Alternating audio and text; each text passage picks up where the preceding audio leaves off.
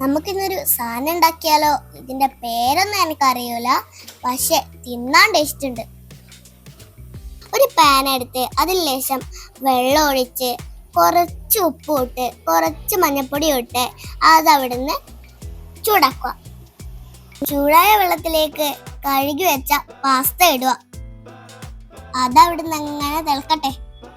അത് വെന്ത് മാറ്റി വെച്ചതിന് ശേഷം ഒരു പാൻ എടുത്ത് അതിൽ ലേശം വെളിച്ചെണ്ണ ഒഴിച്ച് അതിൽ ലേശം കടുകിട്ട് ഇച്ചിരി ഇഞ്ചിയും വെളുത്തുള്ളിയും ചേർക്കുക.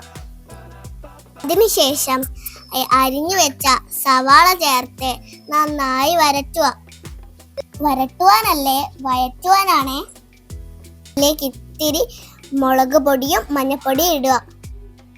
ഞങ്ങൾക്കായതുകൊണ്ട് അമ്മ അധികം എരിവിട്ടിട്ടില്ലേ. ഇതിലേക്ക് ലേശം പച്ചമുളകും തക്കാളി ഇട്ടോളേ. പിന്നെ 2 മുട്ട പൊട്ടിച്ച് അതിലേക്ക് ഒഴിക്കുക. പിന്നെ എല്ലാം കൂടെ നന്നായി മിക്സ് ചെയ്യുക. അങ്ങനെ തന്നെ നന്നായി ഇളക്കമ്മേ. മുട്ട എല്ലായിടത്തും എത്തണേ.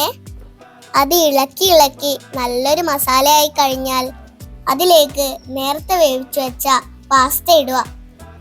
അതും നന്നായി മിക്സ് ചെയ്യാം. ഇതിലേക്ക് നിങ്ങൾക്ക് ആവശ്യത്തിന് സോസോ മയോണൈസോ ഒഴിക്കാട്ടോ. ഇത് രണ്ടും ഞങ്ങളുടെ കയ്യിലേനു. നന്നായി ഇളക്കി ഒരു പ്ലേറ്റിലിട്ട് ഒരു കട്ടന എടുത്ത് 4 മണിക്കോ 5 മണിക്കോ തിന്നോളേ. ഞങ്ങളിത് പല രീതിയിലും ഉണ്ടാക്കാറുണ്ടേ. ഇത് ഒരു രീതിയാന്ന് മാത്രം. അപ്പോ ഇന്നിത്രേ ഉള്ളൂ. സബ്സ്ക്രൈബ് ചെയ്യാൻ മറക്കല്ലേ. Bye bye.